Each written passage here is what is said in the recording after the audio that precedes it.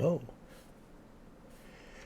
I am finally back. I'm sorry that it took me so long to get back after I left on Doom. I didn't expect to be gone for so long. But I am back. And I am going to go ahead and now do Mass Effect. So let me get the game loaded up here. Hope everyone else is still having a very good Thursday.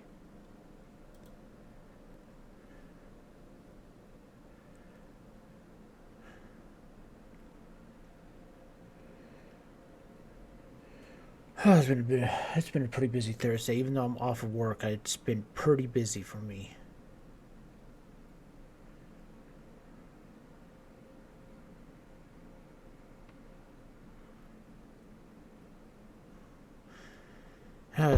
Okay, there we go. Alright, so where we left off, we were on the Citadel. Just got done exploring around the emissary areas. Talked to some diplomats and got a few quests from that. Gonna check out the consort. Also, we could check out the shops on the promenade, and we also need to go to the Citadel Tower. Oh, right, here we go. Some more Mass Effect. I'm going to try to do as much Mass Effect as I can to get through Mass Effect 1, because I really want to get to 2 and 3. 2 and 3 are my favorite. 2 has the best story, 3 has the best combat. Welcome to the Presidium. Alright, there's my character, Lisa Shepard.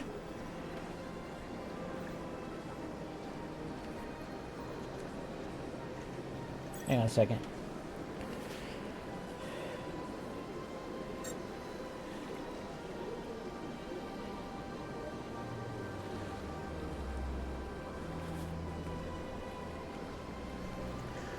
Okay, we already talked to her, so let's talk to Avina. Allow me to be your guide. Greetings and welcome to the Presidium. My name is Avina, and I am pleased to be your virtual guide throughout this level of the Citadel Space Station. So are you a person or a program? I am a fully interactive virtual intelligence, programmed to provide spontaneous guidance at predetermined locations of interest throughout this level of the Citadel. I may also be contacted through any of the Presidium VI terminals, should you require assistance. You would think Shepard would know what a VI is. Give me the tour. You are standing at Presidium Tourism Terminal 1. On either side of this lobby are the embassies of the various Citadel races, along with CSEC headquarters. On the far end of this level, you can see the Citadel Tower, where the Council meets regularly to discuss matters of interstellar importance.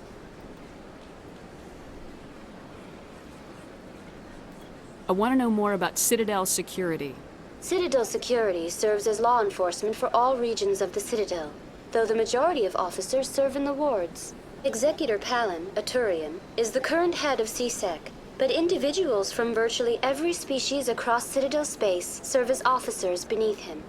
If you wish to learn more, Executor Palin's office is located in the CSEC headquarters just across the lobby. Tell me about the embassies. Each species in Citadel space important enough to be consulted on matters of galactic politics maintains an embassy on the Presidium. The Volus were the first non-council species to be granted an embassy, roughly 2,384 galactic standard years ago.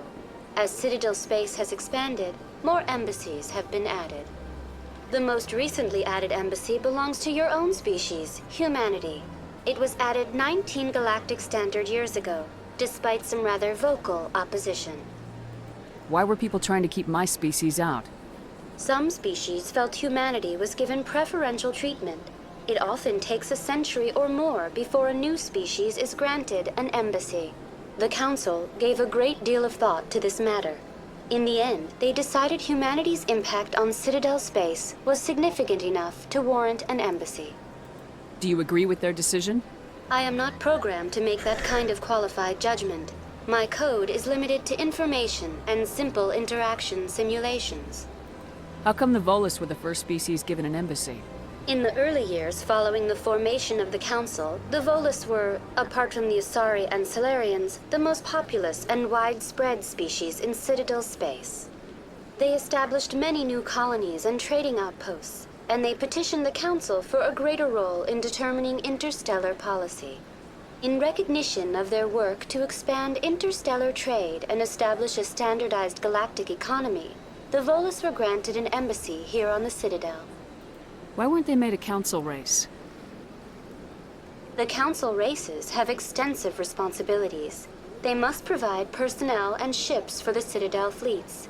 They often provide economic aid in times of disaster. It would be unfair to demand such an enormous burden of a species unable to meet these obligations. The embassies allow lesser species to have a voice on the Citadel. That's pretty damn arrogant. I apologize if my personality has offended you. Please submit all formal complaints in writing to the Citadel Tourist and Visitor Board. Do you know anything about specters? The term Spectre is derived from the branch of Special Tactics and Reconnaissance. Each Spectre agent is handpicked by the Council. Their primary role is preserving galactic stability and resolving volatile situations that cannot be handled through normal political channels. In this role, they are granted extraterritorial rights and jurisdictions. Spectres answer to no law or authority except the Council itself. What can you tell me about the Citadel Council? Originally, the Council consisted of representatives from the Asari and Salarians, the two dominant species in Citadel space. Roughly 1,304 galactic standard years ago, Turians were invited to join the Council in recognition of the role they played during the Krogan Rebellion.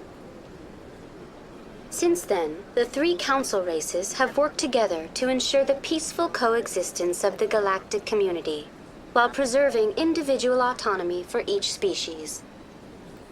It can't be as simple as that. There must be problems somewhere in the system. I am not programmed to make that kind of qualified judgment. Not programmed for a lot My of code things. is limited to information and simple interaction simulations. Goodbye.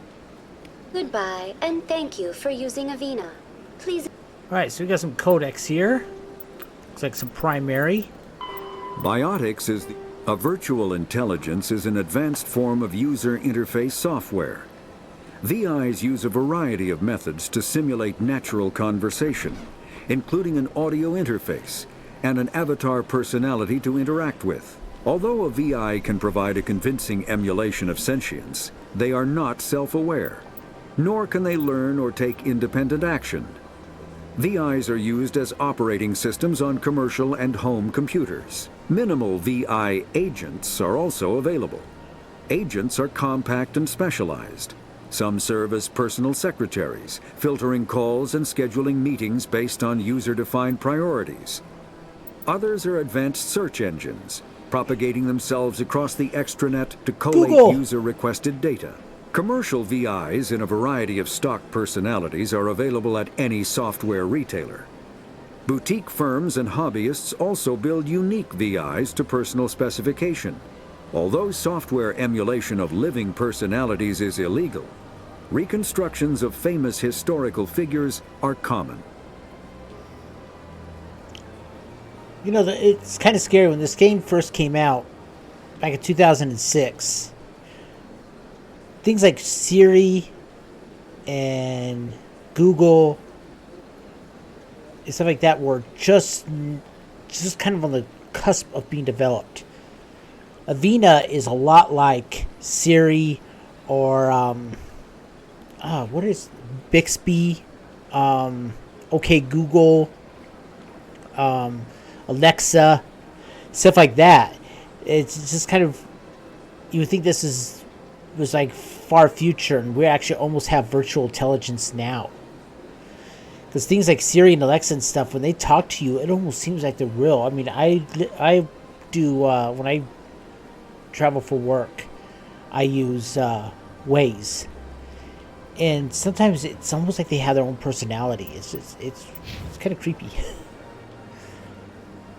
Enjoy your visit to the Citadel. Well, thank you. Alright, so we could go down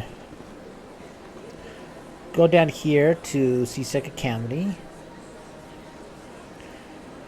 Consort chambers are over here. There's another arena there. There's the Emporium. Oh, wait. Hey, come on. Bring that map back. What did I do? Okay, there we go. There's the bank. Another arena.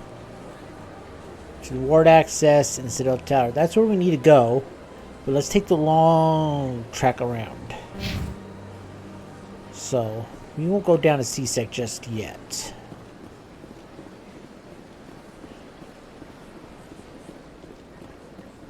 We can use these, basically they're like taxis. We go from location to location that we discover for faster.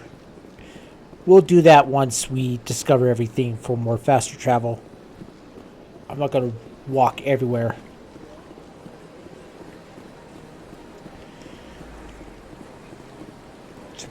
Get some people chatting.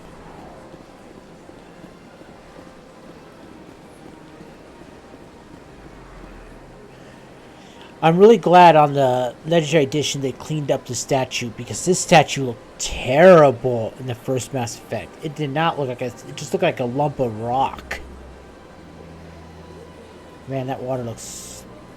I love what they've done to this game, this Legendary Edition. They did a lot of fixing up from Mass Effect 1.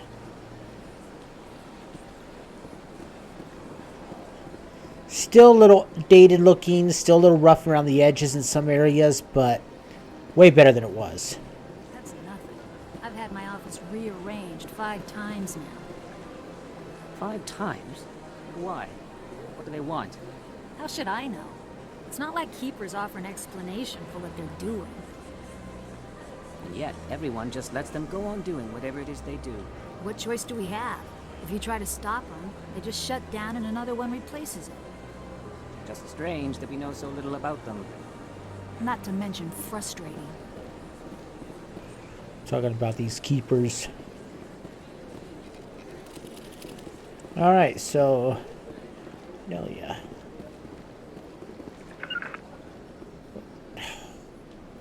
Why do I keep doing that? Welcome. I am Nelina. I don't recognize you as one of our expected clients today. Would you like me to see when the consort will be able to meet with you? Can't I just go in? I'm afraid not. Yeah, you must understand there are many who seek the consort services.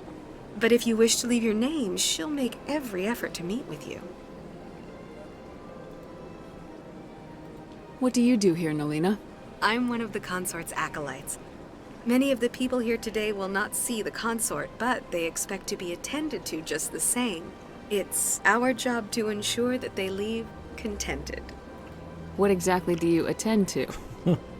Well, she says each that. acolyte has her unique abilities. Some soothe with song, others with conversation. As much as possible, we seek to match the needs of our clients to the skills of our acolytes. My specialty is touch. My fingertips can find every tension point in your body and relieve it. I'd like to try out your services. Excellent. I'll add you to our client list. We should be able to see you in 3 or 4 months. Oh! What is the consort? What does she do? It's difficult to explain. She's many things to many people and something different for each. Some seek her for advice, some for entertainment, others still for pleasure.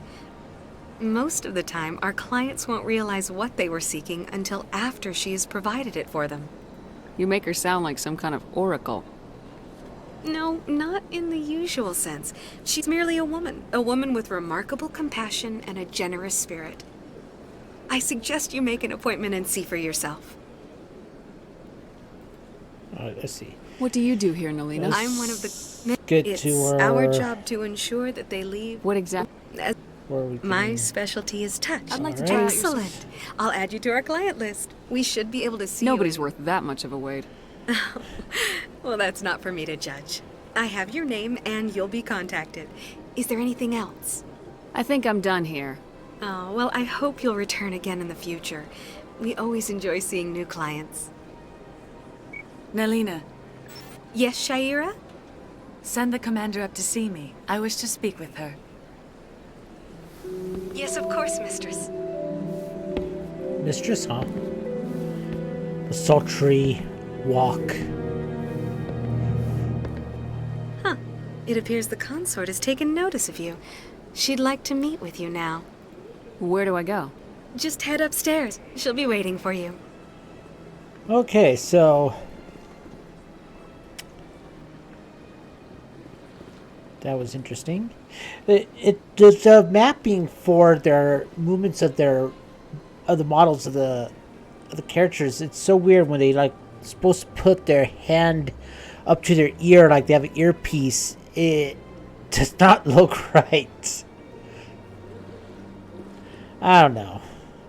I know there's limitations in games. I keep pushing the wrong button. I see even the humans find the consort irresistible. An hour here is better than a year on leave. If only I could afford to come more often. No questions now. I'm trying to relax. I see even the humans find the consort irresistible.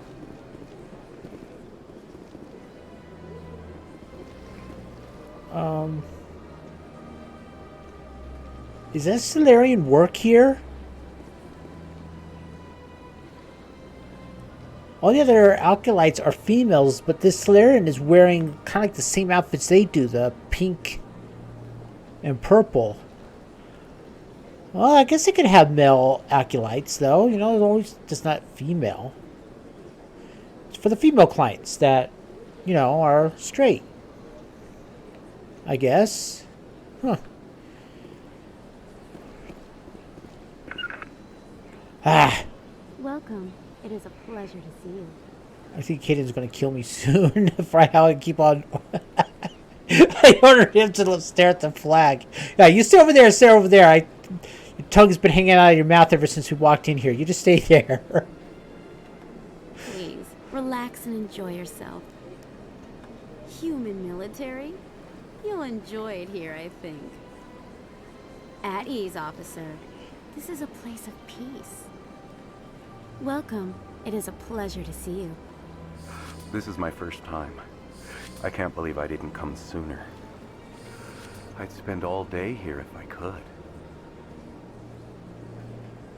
Isn't this place terrific? This is the most relaxed I've been in days. This is my first time. I can't believe I didn't come sooner. You're with the Alliance? My brother's a private back on Earth. The consort is a wonderful person. She has quite a gift. You're with the Alliance? My brother's a private back on Earth. Okay, she doesn't have much to say. Alright, so let's go see what the consort wants from us. Hello! Oh, she has wine out. Looks like a nice comfortable bed. Or conversation thing or something.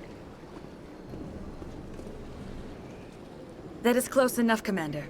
I've heard a great many things about you since your arrival here in our citadel. What exactly do you do? That depends on your needs. I offer advice to some, comfort to others. I have a certain problem that could use your expertise. Maybe I can help. I have a friend, Septimus, a retired Turian general. I won't discuss the details, but he wanted me to be more than I could be. We had a falling out. Now he spends his days in Korra's den, drinking and spreading lies about me. If you would speak to him as a fellow soldier, I believe he will listen to you and let the matter be. What happened between you? I respect his privacy too much to go into the details. If he wishes to tell you what happened, that is his prerogative. What exactly do you want me to tell him? Appeal to his sense of honor. Remind him of his position as a general. If you can convince him to stop spreading lies about me, I would be very grateful. Now I must ask you to take your leave. I have many clients waiting to see me. I notice there's a dark spot on my face on the camera. I might need to get myself a light stand to shine over here onto me. Seem to be coming in a little dark, at least about half of my face is. Okay, well, I'm going to be right back for just a second. I need to take care of something.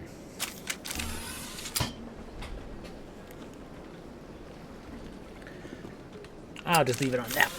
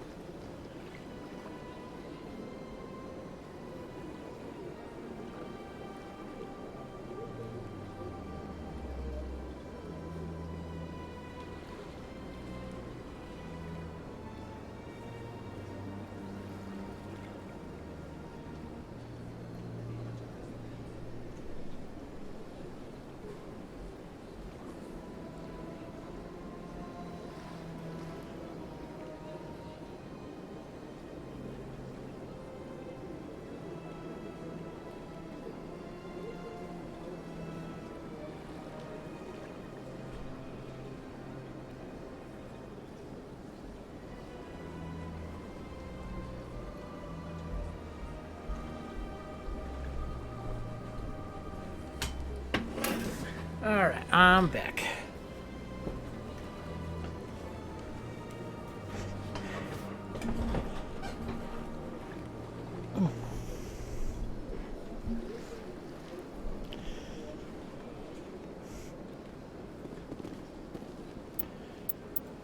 So in the journal here, sorry, consort. The Sorry Consort, Shira, has asked you to speak to General Septimus. She's concerned that this former client is spreading false accusations and could damage her reputation. The general's at Cora's Den in the lower wards. Ask him to stop spreading rumors about the consort. Alright.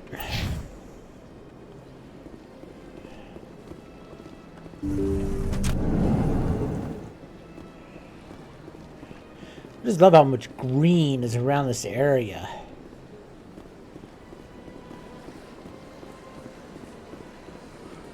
I'm a little nervous.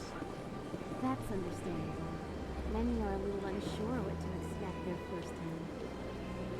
Don't get me wrong. I've only heard good things about the consort. It's just...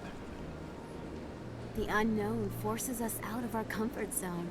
It forces us to be vulnerable. Exactly. That's just what I was thinking. Good. Then we are ready to begin.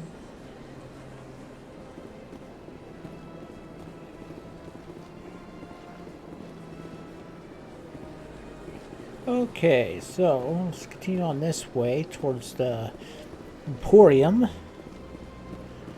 Maybe we can get some shopping done.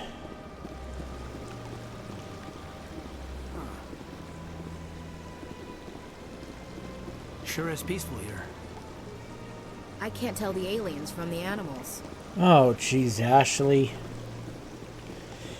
A lot of people call Ashley a racist.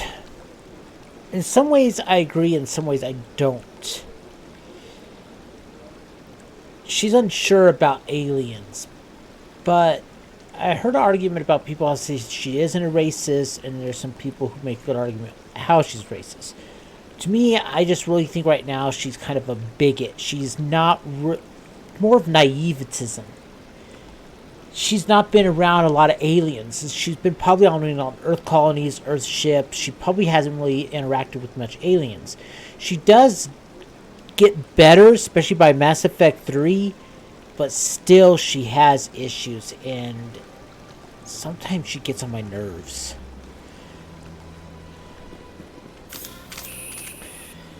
Now, the reason why I normally... Come on, holster the weapon. One of the reasons why I normally have Kaidan die.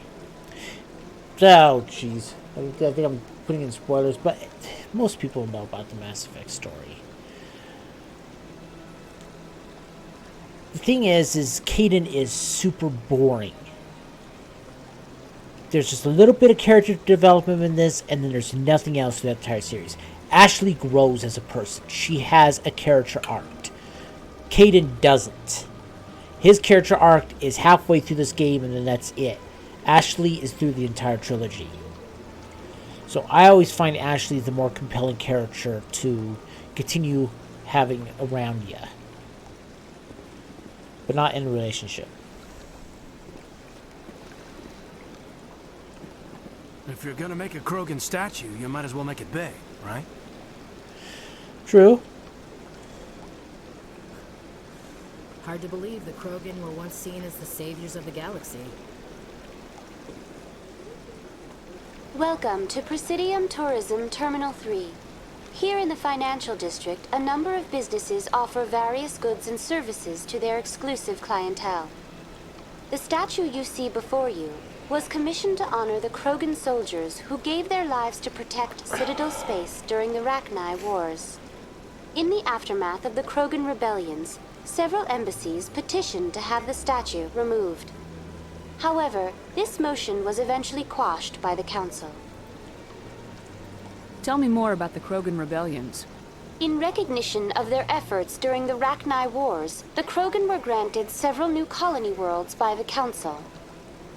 Over the next 400 years, the Krogan species began to expand. Blessed with an extremely high birth rate, their numbers began to swell. Faced with a critical overpopulation crisis, the Krogan started a violent colonization of nearby worlds inhabited by other Council species. The Krogan rebellions had begun. For a full century, the Council and its member species fought to bring the Krogan under control. With the aid of the newly discovered Turian Empire, they were ultimately successful. You needed the Krogan to stop the Rachni. Then you needed the Turians to stop the Krogan. So who's gonna stop the Turians? I am sorry, but that question is beyond my programming parameters. The Turians are members of the Citadel Council. They are not a threat to galactic peace. Why did the Council fight so hard to keep the statue? The Krogan were instrumental in saving the galaxy from the Rachni threat. The Council believed this historical fact should not be forgotten.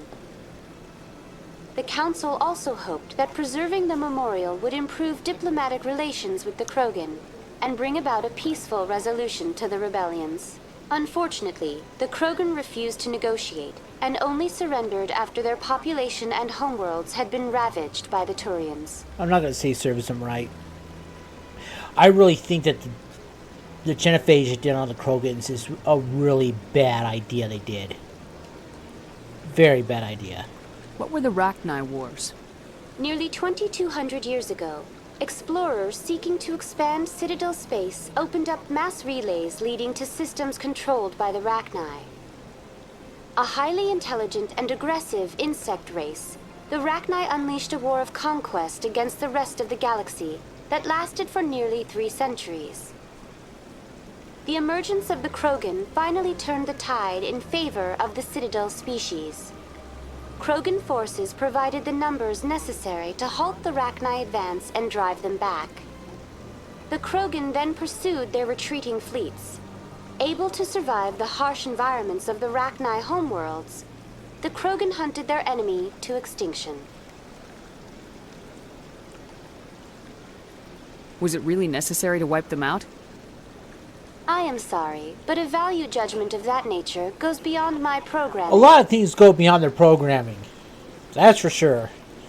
That's all for now. Thank you for using Avina. Have a pleasant day. Alright, that heads back up to where that bridge is. But here's the Emporium. Let's talk to this interesting creature here. Ah, human. This one is greatly pleased to see you here in my decadent emporium. Hey Pam, the stream's doing pretty good. Been going on for about a half hour right now. How are you doing? Who are you? This one's face name is Delaninder, though many in this place simply refer to it as Delan. Please take time to examine the fine goods it has for purchase, all of great worth. What exactly do you sell? Only the finest and most luxurious items that credits can buy. This one is able to procure almost any item the human would desire, for a price, naturally. Why do you refer to yourself as this one and it? For the same reason that humans are so inquisitive. It is part of our culture. Specifically, Hanar only refer to themselves in the first person with family or intimates. And we rarely do so with other species. It is just our way. It's kind of like the Japanese culture is. They don't use their first name and stuff around friends. Otherwise, you just refer to them as their last name. Who are you? This one's face name is Delaninder, though many in this place simply refer to it as Delan. Please take time to examine the fine goods it has for purchase, all of great worth. Alcohol chocolate. Sounds great.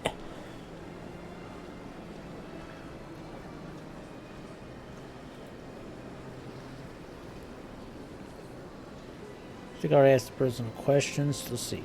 Show me your items. Oh, this one is pleased to do so, human. You will not be disappointed. Alright, let's view the upgrades. Alright, so they got a combat sensor, first aid interface, and recoil dampener. Uses kickback and improve accuracy. Microprocessors wired into the combat suit can monitor vital functions and release small localized doses of meta-gel to accelerate the healing process. And we've already read before about what a combat sensor does. I really don't have anything I want, and nothing I really want to sell. I'm gonna.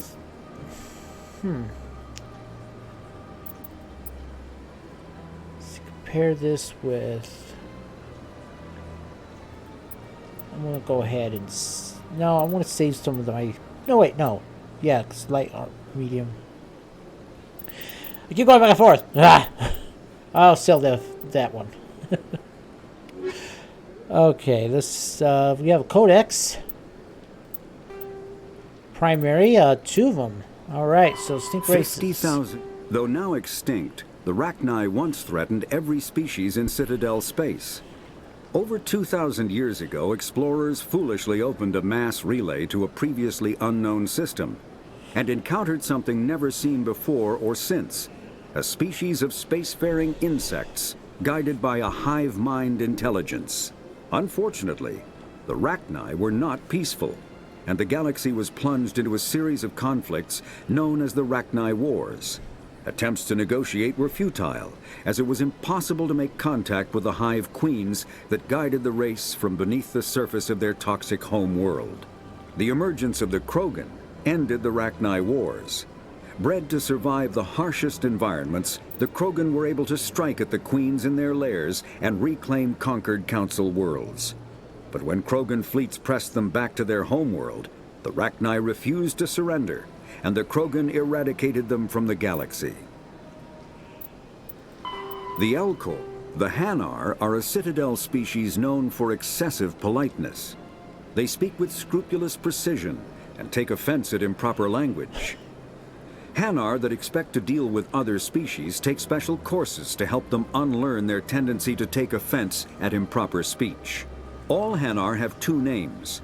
The face name is known to the world. The soul name is kept for use among close friends and relations. Hanar never refer to themselves in the first person in conversation with someone they know on a face name basis. To do so is considered egotistical, so instead they refer to themselves as this one, or the impersonal it. Their homeworld, Kajay, has 90% ocean cover and orbits an energetic white star, resulting in a permanent blanket of cloud. Due to the presence of Prothean ruins on the world, many Hanar worship them, and Hanar myths often speak of an elder race that civilized them by teaching them language. That's what's weird about us, the species of humans. We're 70% of our world is covered by ocean. You think that would be more of a water-bound species rather than land-based. Well, I mean, most life did come from the ocean, and that's where life all started, was in the ocean. But it's just kind of weird on how much water we have on this planet, that we don't live in it. All right, so we have here some non-council races stuff. The Krogan rebellions. After the Rachni War, the quick-breeding Krogan expanded at the expense of their neighbors. Warlords leveraged their veteran soldiers to seize living space while the council races were still grateful. Over centuries, the Krogan conquered world after world. There was always just one more needed. When the council finally demanded withdrawal from the sorry colony of Lausanne,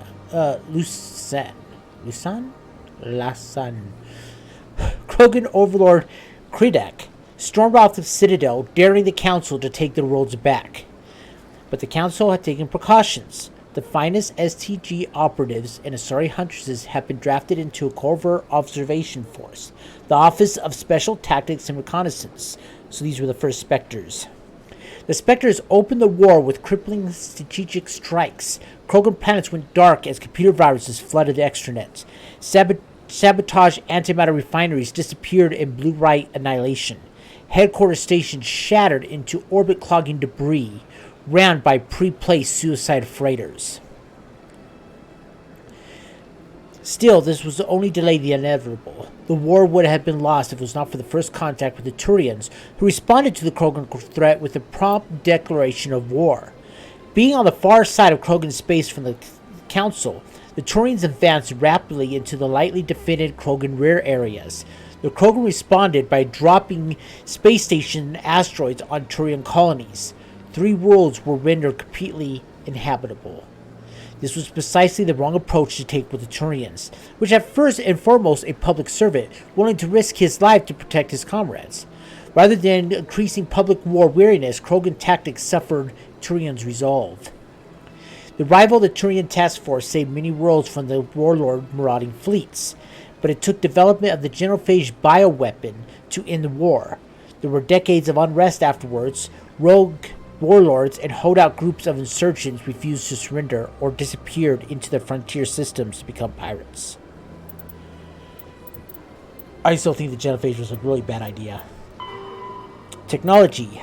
Credits, or cred. The standard credit was established by the Citadel's Unified Banking Act as a currency of interstellar trade. The credit has a managed floating exchange rate calculated in real time by the central bank to maintain the average value of all precipitating currencies. Some regional currencies are worth more than a credit and some less. Hard currency can be stolen and counterfeited, so electronic fund transfers are the norm. Most importantly, physical transactions cannot be easily tracked, making them ideal for tax evasion or the purchase of illegal goods. While the Alliance joined the Citadel, various national treasuries were linked into the credit network. A human with a bank account of Mexican pesos, Japanese yen, or Indian rupees can purchase any item priced in credits at a fair market value. All companies that participate in the credit network are required to price items of both local currency and credits. Just the detail that they made in this game. I mean, they didn't have to do this kind of stuff, yet they did this just to make this world seem more real. That's what I just love about this game. It's just the detail they put into it. I know I'm always gushing over it, but this game is just my ultimate favorite. This trilogy. Just the detail they put into this. It's amazing. Alright. Let's see about his Commander, other items. show We'll me your skip items. through his dialogue. Let's this view one is standard. Alright, he says some armors, a shotgun. Alright, here's what I'm looking for. License. Certa Foundation license for the Normandy Quartermaster. And I want to buy every single license you can find, so this way you can just then buy these things on the Normandy. You don't have to worry about waiting until you're on a planet. Alright, and let's see about his Show me your items. non-human armors. We don't have anybody who is a non-human right now. We've got Krogan and Turian armor, so I'm assuming we're going to get those guys in our group at some point. Alright, so there's not much we could do with him right now. Let's see some of the stuff that he has out here. Just some window dressing for the game. Which is always appreciated when developers do that. It's back here. Another keeper. And looks like this is just some back storage stuff. Crates and shelving. Alrighty. Let's continue on this way.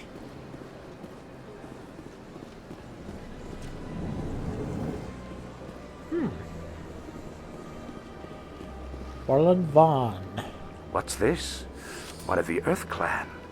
Ah, a very famous one, yes? You are the one called Shepard. It is a great honor to welcome the heroes of the Blitz.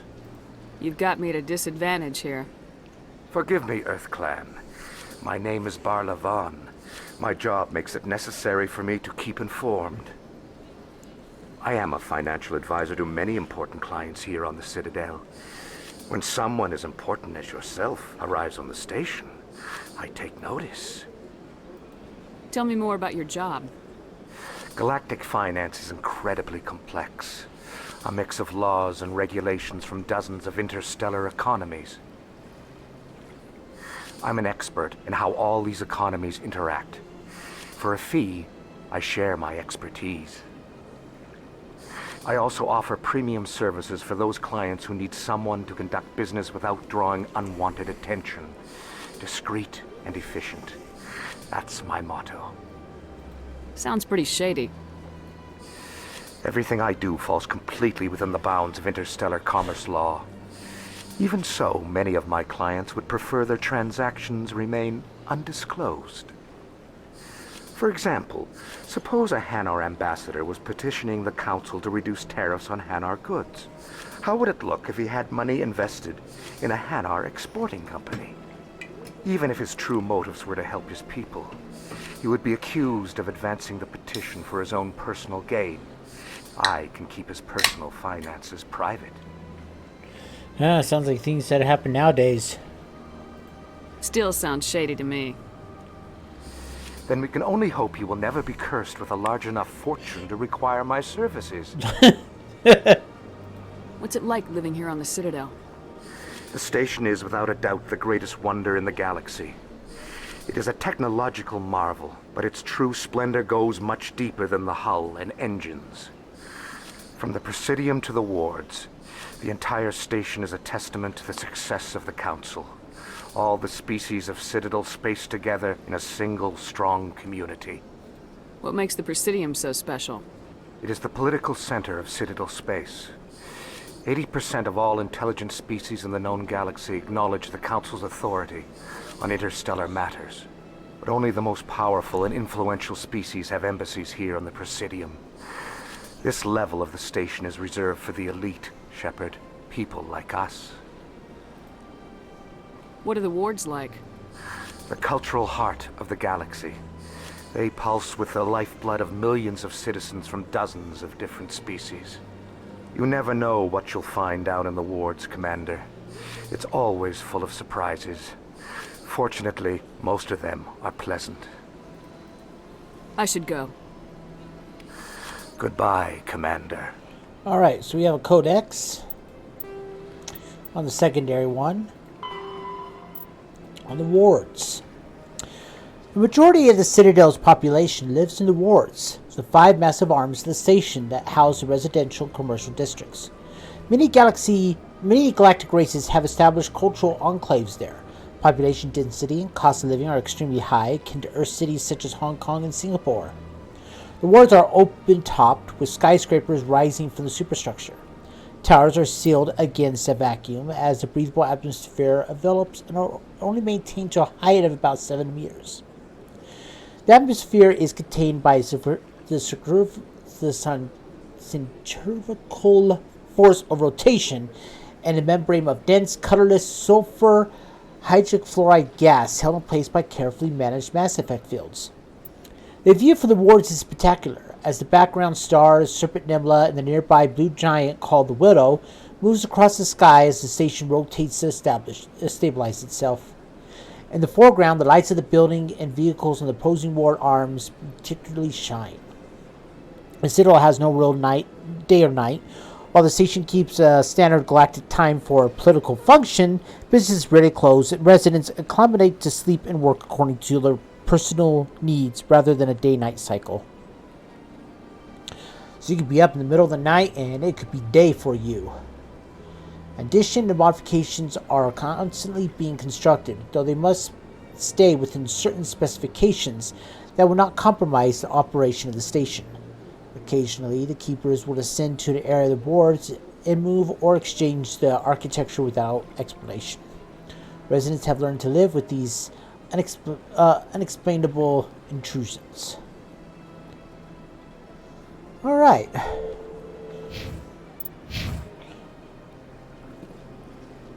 Actually, out of the way.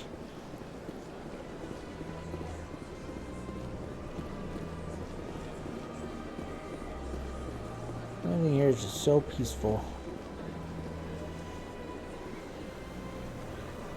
And I'll just live and have a picnic like right there. Shade of the trees, water nearby.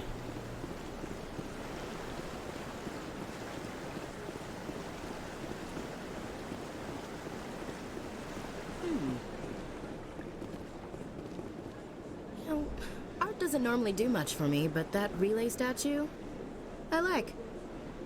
Anyone else hear that low hum? Sounds like it's coming from that statue. Makes my teeth tingle.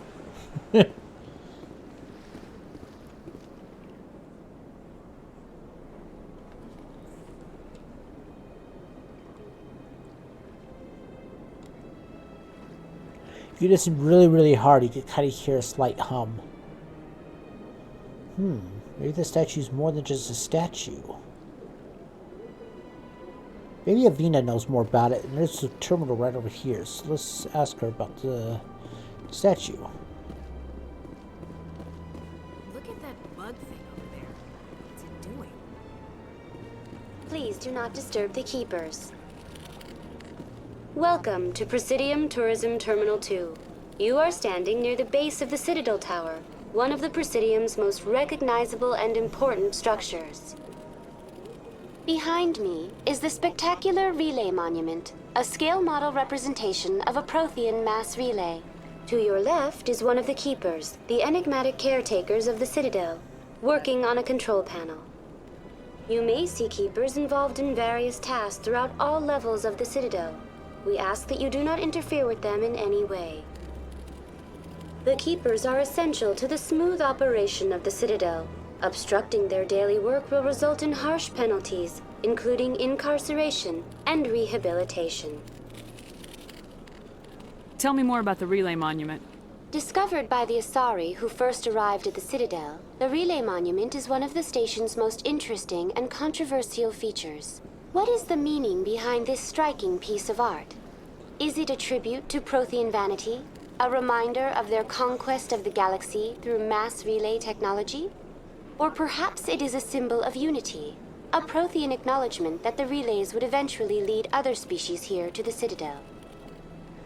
No one can say for sure, making the Relay Monument a favorite topic of discussion among academics and scholars. Tell me about the Citadel Tower. Housing both the council chambers and Citadel control, the tower is one of the most important buildings on the station. Access to these areas is restricted to those with the appropriate clearance. What happens in Citadel control? Citadel Control handles all incoming and outbound transit. Every ship within 2,000 kilometers of the Citadel is under the jurisdiction of Citadel Control. At peak capacity, they are responsible for monitoring upwards of 1,000 vessels. I'd like to hear more about the council chambers. The business of the Council, which often has far-reaching effects on the galactic community, is conducted in a room at the apex of the Citadel Tower. The Council chambers themselves are truly a magnificent sight to behold, though few get to experience the view in person. Typically, only the councilors, ambassadors, and high-ranking officials, along with various support staff, are allowed access. What if someone has business with the council? The average citizen must go through the proper channels if they wish an audience with the Council. This is usually arranged through their respective ambassadors. Even then, few are given access to the actual Council chambers. In most cases, the ambassador acts on behalf of the citizen. I'm scheduled to have an audience with the council. Only a handful of visitors to the Citadel are ever granted that privilege. I would be jealous, but that is outside the scope of my programming. That line for me, it always seems weird to me. It's like, I would be jealous, but I'm not programmed to be jealous. But I would be jealous. And how do you know what jealous is? I'd like to know more about the Keepers. Little is known about these peaceful servants of the Citadel, though they are essential to the operation and maintenance of the entire station. Citadel regulations protect the Keepers against interference during the performance of their tasks. Failure to comply will result in harsh penalties. Keepers can be seen in all sections of the Citadel, but are typically found in and around the tower. Any particular reason there are so many Keepers in this area? The Keepers do not communicate with other species. It is assumed, however, that the tower houses the Citadel's primary control systems. Many of the station's systems, such as navigation and life support, function automatically. It is believed the Keepers operate those systems from inside the tower's inaccessible core. The Keepers also make frequent appearances in the Council chamber itself, though they appear to be just passing through on their way to some other destination. There's just something kind of creepy about having a life support and all that stuff being controlled automatically, and you have no way of knowing where the main controls are housed and what if something goes wrong and it's the Keepers can't do anything about it. How would they know that? That just sounds sketchy to me and scary. That's all for now. Thank you for using Avina. Okay, I'll be right back. I gotta take care of something real fast, and then I will be back in probably within just 1 or 2 minutes.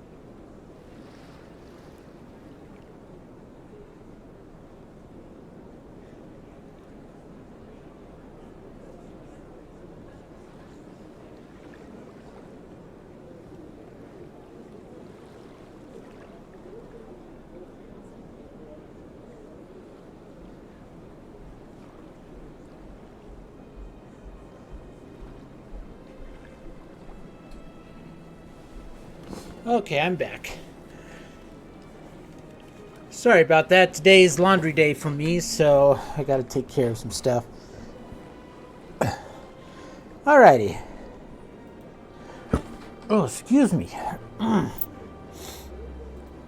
So we've got some codex here on the primary and council races. The Elcor, when the Asari discovered the Citadel, they also discovered the Keepers, a docile, multi-limbed insect race that seemingly exists only to maintain and repair the Great Prothean Station. Early attempts to communicate with or study the Keepers were failures, and it is now illegal to interfere with or impede Keeper activity. Because they are completely non-threatening, Keepers have become virtually invisible to everyone else. Similarly, they seem indifferent to other species, except for their tendency to help new arrivals integrate themselves into the Citadel. No matter how many Keepers die due to old age, violence, or accident, they maintain a constant number. No one has discovered the source of new Keepers, but some hypothesize they are genetic constructs, biological androids created somewhere deep in the inaccessible core of the Citadel itself. Biotics is the mass relays are feats of Prothean engineering advanced far beyond the technology of any living species. They are enormous structures scattered throughout the stars and can create corridors of virtually mass-free space, allowing instantaneous transit between locations separated by years or even centuries of travel using conventional FTL drives. Primary mass relays can propel ships thousands of light years, often from one spiral arm of the galaxy to another. However, they have fixed one-to-one connections. A primary relay connects to one other primary relay and nowhere else. Secondary relays can only propel ships across a few hundred light years. However, they are omnidirectional. A secondary relay can send a ship to any other relay within its limited range. There are many dormant primary relays whose corresponding twins have not yet been located. These are left inactive until their partner is charted, as established civilizations are unwilling to blindly open a passage that might connect them to a hostile species.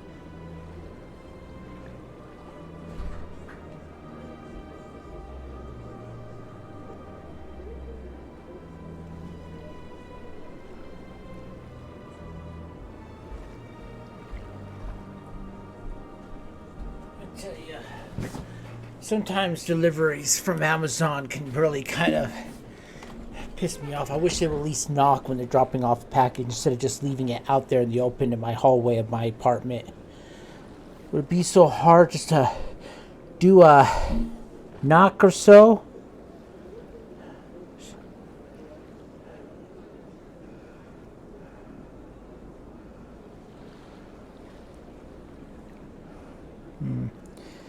Can't see. I can see it was great. All right. Okay. Still though, it's just like, can't they just knock? Knock on the door. It's not that big of an issue. The door's not going to bite you. Have a pleasant day.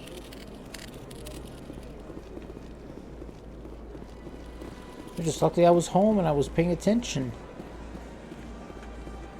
We have like a little hallway that leads to our door and a breezeway of our apartment, so people really don't see what might be in front of our door right off the bat. But today they left it like right at the corner there, so anybody walking by could see it easily.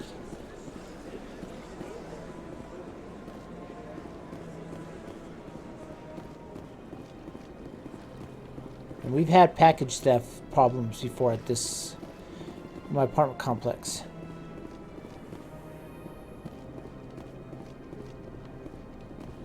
Alright, let's go to the Citadel Tower. We made a full circle round. We can't go to the wards yet. We're not allowed. All we can do right now is just go to the Citadel Tower. The council isn't going to ask me any questions, are they? I doubt it. We've made our reports. Now we just have to trust Ambassador Udina. No, we don't, sir. No, we don't.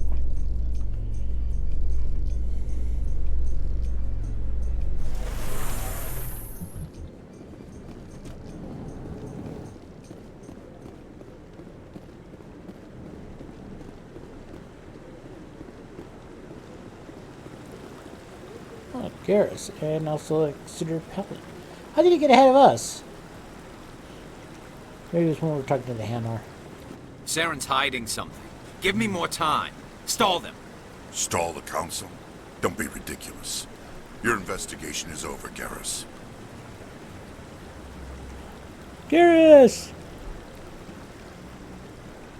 Commander Shepard, Garrus Vakarian. I was the officer in charge of the C-Sec investigation into Saren. Sounds like you really want to bring him down. I don't trust him. Something about him rubs me the wrong way. But he's a Spectre. Everything he touches is classified. I can't find any hard evidence. I think the council's ready for us, Commander. Good luck, Shepard. Maybe they'll listen to you. Garrus, he's my favorite character in this whole game. You don't want to keep the council waiting. He's my bro.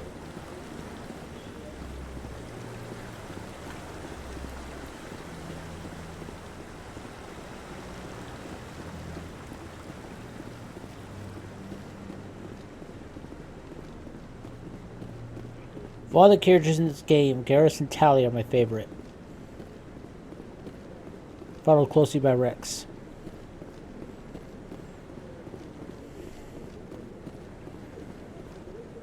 No, I'm waiting to speak with one of the councilor's assistants. Commander?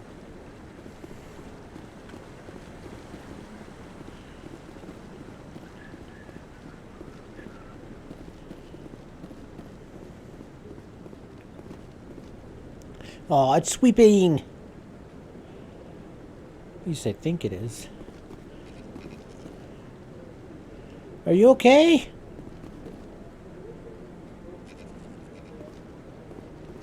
It's jittering.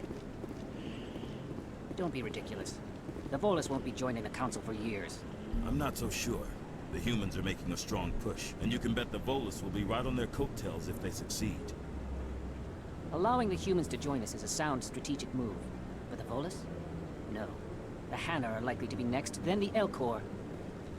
You may be right, though the Hanar need to lighten up a bit first. You just don't like them because you have trouble understanding them. Looks like some people think that humans joining is a good idea.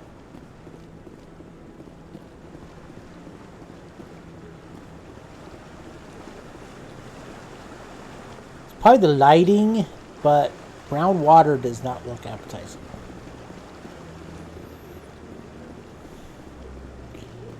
Oh man, just look at that. There's just so beautiful here. Cherry blossoms and the light shining in. Beautiful. The hearing's already started. Come on.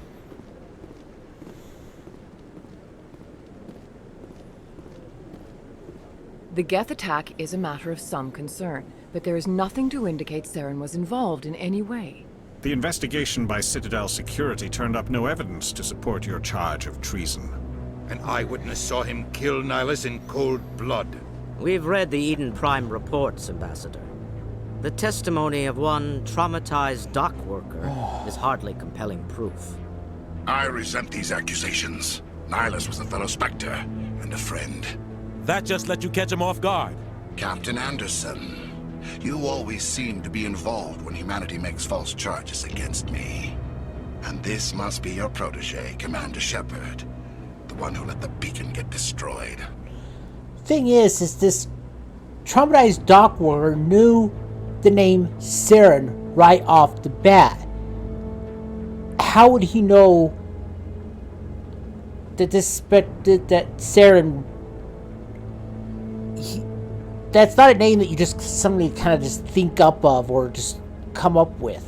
It's just that's what right there indicates why was Saren there already. This dock worker, a human dock worker who lived on Eden Prime probably his entire life, or at least most of it, knew him by name, Saren.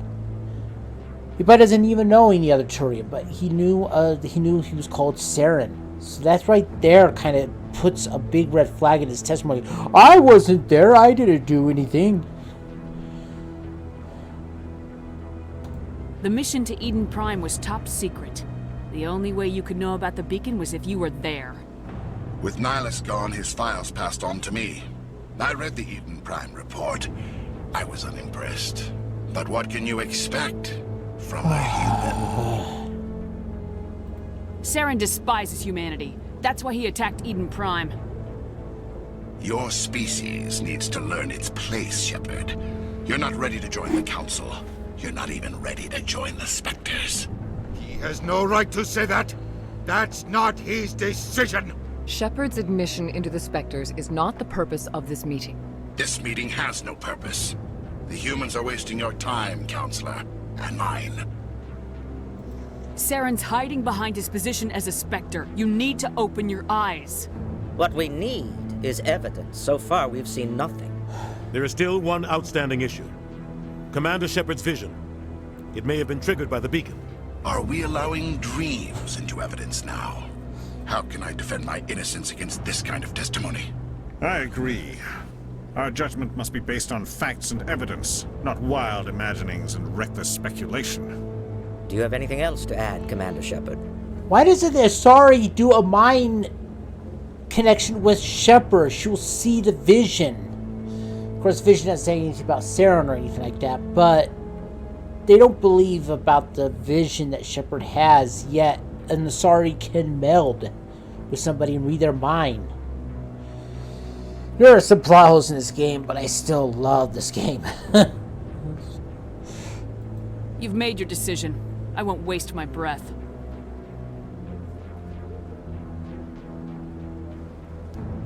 The Council has found no evidence of any connection between Saren and the Geth. Ambassador, your petition to have him disbarred from the Spectres is denied. I'm glad to see justice was served. This meeting is adjourned.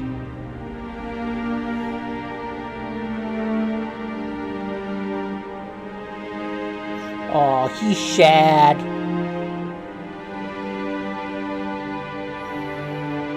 It was a mistake bringing you into that hearing, Captain. You and Saren have too much history. It made the Council question our motives. I know Saren. He's working with the Geth for one reason. To exterminate the entire human race. Every colony we have is at risk. Every world we control is in danger. Even Earth isn't safe. Tell me about this history between you and Saren. I worked with him on a mission a long time ago. Things went bad. Real bad. We shouldn't talk about this here. But I know what he's like. And he has to be stopped. What's our next step? As a Spectre, he's virtually untouchable. We need to find some way to expose him. What about Garrus, that CSEC investigator? We saw him arguing with the Executor. That's right. He was asking for more time to finish his report. Seems like he was close to finding something on Saren. Yeah, Pam, it is complicated. Any idea where we could find him? I have a contact in CSEC who can help us track Garrus down. His name is Harkin. Forget it. They suspended Harkin last month, drinking on the Harkin. job. I won't waste my time with that loser. You won't have to. I don't want the Council using your past history with Saren as an excuse to ignore anything we turn up. Shepard will handle this. You can't just cut Captain Anderson out of this investigation. The Ambassador's right. I need to step aside. I need to take care of some business. Captain, meet me in my office Take later. care of business every day. Harkin's probably getting Sorry. drunk at Cora's Den. It's a dingy little club in the lower section of the wards.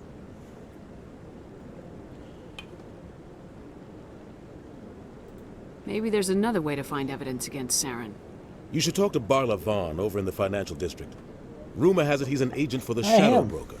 The Shadow Broker? An information dealer. Buys and sells secrets to the highest bidder. I've heard Barla Vaughn's one of the top representatives. He might know something about Saren, but his information won't come cheap.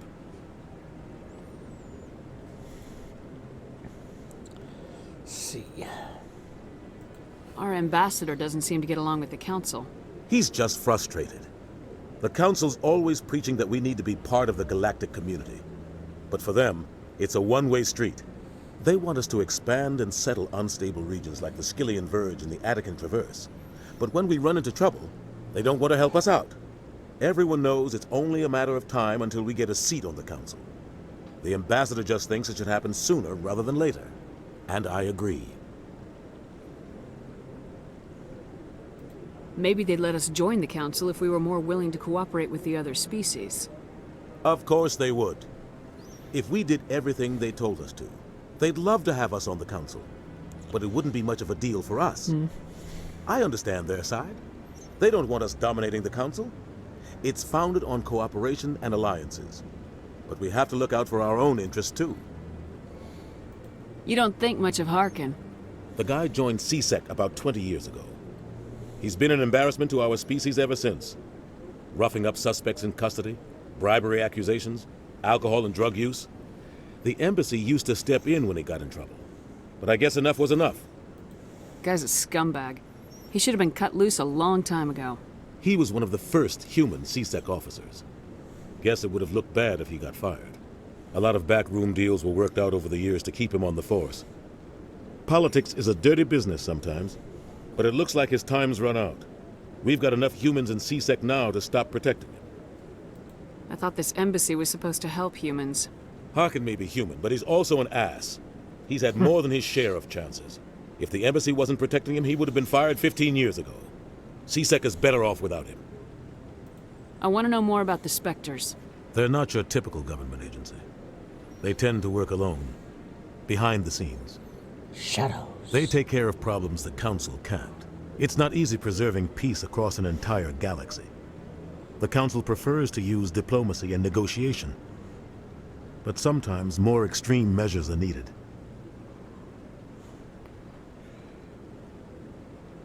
How do they decide who becomes a Spectre? You can't just apply to join. There's no training program. Spectres aren't made. They're born. The Council's always looking for exceptional individuals. People who can get the job done. Like you. They've been watching you for years. Yeah. They see something in you. They want you on their side. Nihilus was supposed to give them a final recommendation. But with him gone, things are still up in the air. What's their command structure like? There is no command structure. Each Spectre answers directly to the Council. Sometimes they're sent on specific missions. Other times, they act on their own. They tend to operate outside the law, do whatever it takes to accomplish their goals. The Council just turns a blind eye. Spectres have a lot of power, Shepard. They sound like shadow operatives. Everything about them is classified. We don't even know how many there are.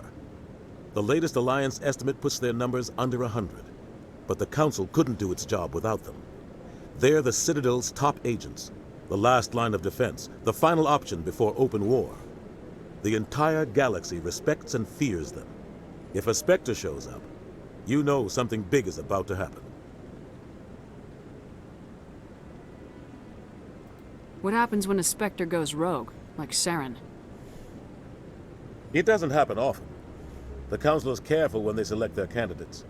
But when something does go wrong, there's usually only one solution. Send another Spectre to bring the rogue agent down. I'll give you an offer you can't refuse.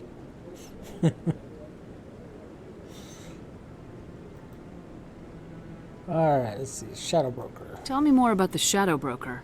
He's a necessary evil of galactic politics. Buying and selling information is a part of the game. And the Shadow Broker just happens to be the best player on the field. Always sells to the highest bidder. Doesn't get involved in politics. Doesn't pick sides. A simple system, but it works. He's not a threat to anyone, not directly. He's just a resource we can use, or she is. Or maybe they are. Nobody really knows. Tell me about Barla Von. He specializes in moving large sums of money without leaving a paper trail. A financial genius. Doesn't do anything illegal, but he knows all the loopholes. He's got an impressive client list. Ambassadors, diplomats, Spectres. That's probably why the Shadow Broker uses him. Alright, now let's find out what's this history of Saren and the Captain. You and Saren have a history. What happened? About 20 years ago, I was part of a mission in the Skillian Verge. I was working with Saren to find and remove a known terrorist threat. Saren eliminated his target, but a lot of people died along the way. Innocent people. And the official records just covered it all up. But I saw how he operates. No conscience. No hesitation. He'd kill 1,000 innocent civilians to end a war without a second thought. Killing innocents doesn't end wars. It causes them. I know how the world works, Commander. Sometimes you're forced to make unpleasant decisions. But only if there's no other way. Saren doesn't even look for another option. He's twisted, broken. He likes the violence, the killing. And he knows how to cover his tracks. Alright, well, that's all we can do here. I should go. Good luck, Shepard. I'll be over in the ambassador's office if you need anything else. So now we need to find evidence against Saren. We've got Codex Journal, we've got some Paragon, some more XP. See the journal. Expose Saren. We need to find some proof that Saren is connected with the Geth. We have Garrus Vicarian, a Turian CSEC officer, might be able to help you against Saren. And the Shadow Broker, an agent of the Shadow Broker named Roland Vaughn, might be able to provide you with more information about Saren. And we need, for Garrus, we need to speak to Harkin. He might know where Garrus is. And we need to see Roland Vaughn, which we did talk to him earlier, but we'll go back and see what the Shadow Broker connection he has. And here we just have investigate Saren.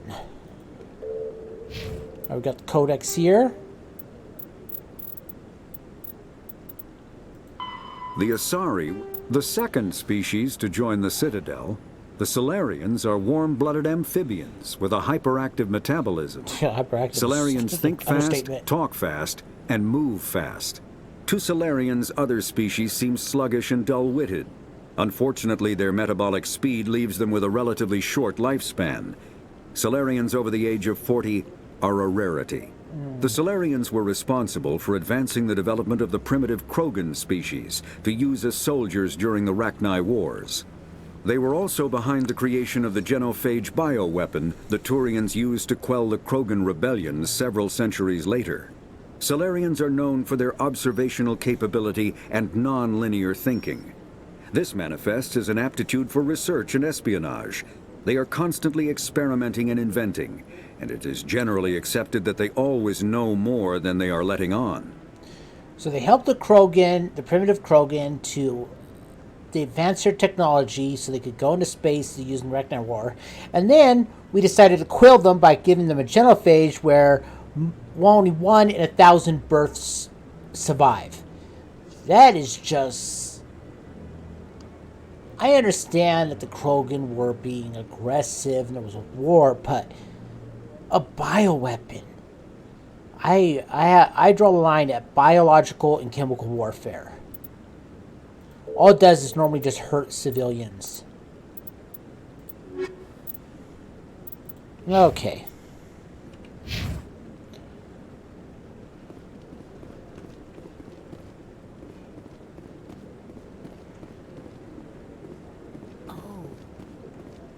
Oh, what? What, Ashley?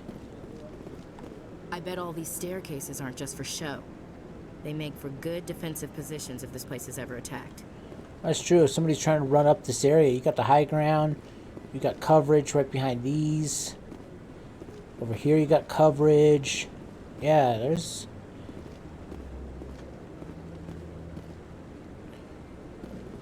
That guy's up to something. What guy? The one over by the keeper. What are those, cherry trees? I like that fountain. It's very soothing. What are you doing? What? Oh, no, I wasn't. Never mind.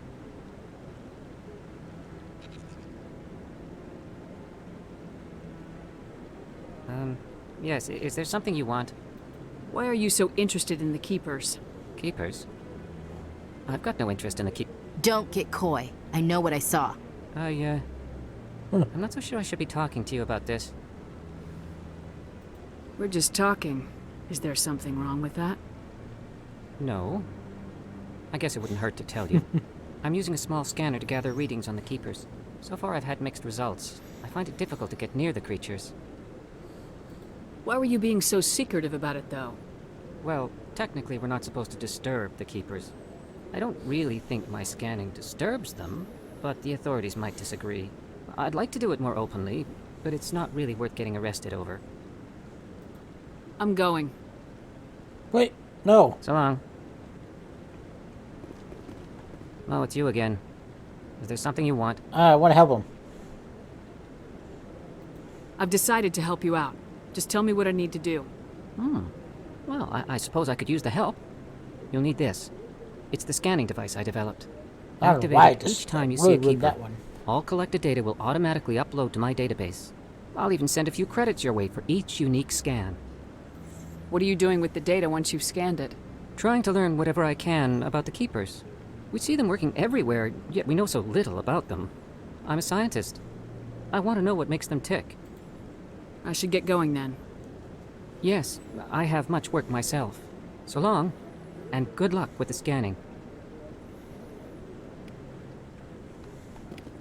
Alright, that one's been scanned. We get some credits out of that too. No, I just want to ask a couple of questions. Commander? There's one over here. Scan him. Got another one. I think there's one more up here somewhere. No, I haven't spoken to him before.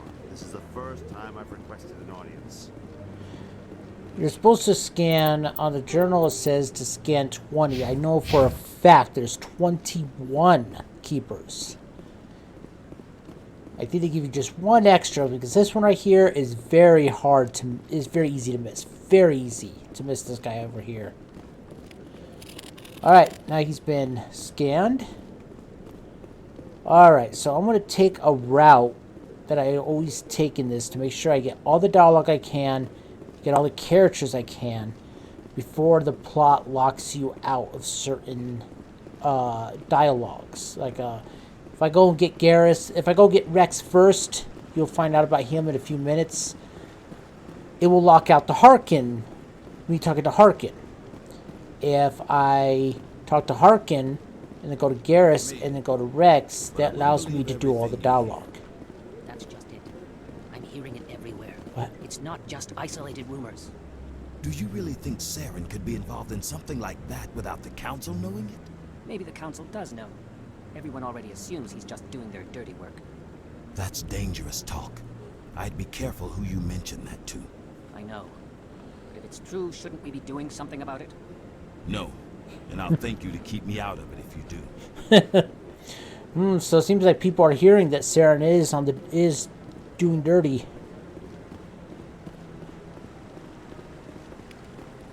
Okay, got him scanned. Alright, I think that's all the keepers up here. Let's check, yep. Alright, let's go ahead and head to Barlin Vaughn and ask him about his connection with the Shadow Broker. Just a second, I'm going to close my door to this room. My wife is going to be home soon, and, you know, I just want to make sure that noise is limited.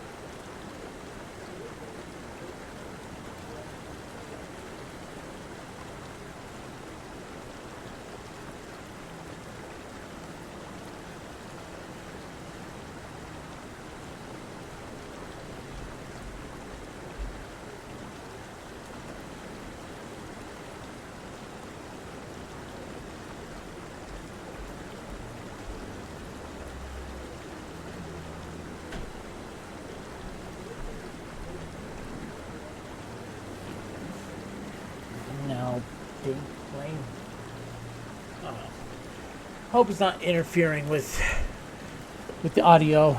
Plane flying overhead.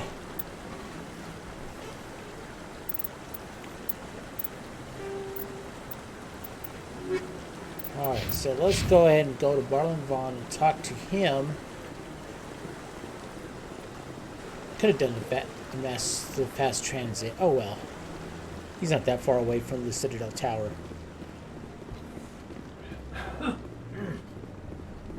Excuse me.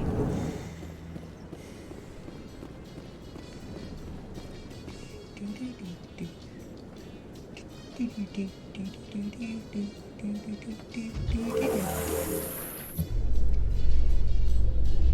can't believe the council ignored all the evidence. Whoa, blurry. Saren's one of their best operatives. It's only natural they'd take his word over ours. Oh, so now we just chase leads while this smug Turian runs around with his Geth troopers. That's politics, Chief. I hate politics. I think most people do, even politicians, I think, hate politics.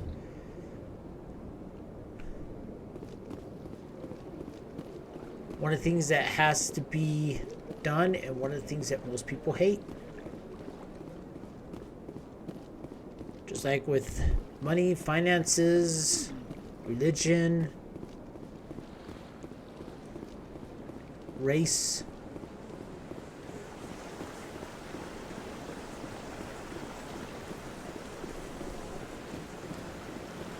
Alright, so go over here to talk to Brandon Vaughn and see this whole Shadow Broker connection he has. Hello. Is there anything I can do for you today, Commander? I heard you work for the Shadow Broker. Do you have any information about Saren? You're very blunt, Shepard. But you're right. I am an agent for the Shadow Broker. And I do know something about Saren.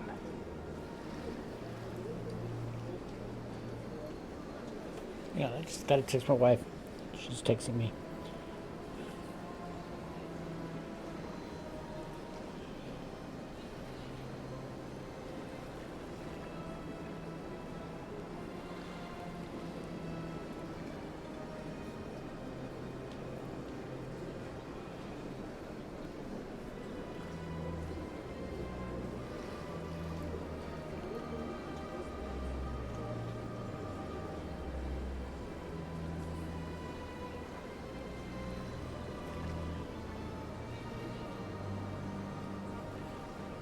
Yeah, the only people who like politicians are rich politicians. Yeah, I agree with that. That's for sure. That's how they got. That's why they're rich.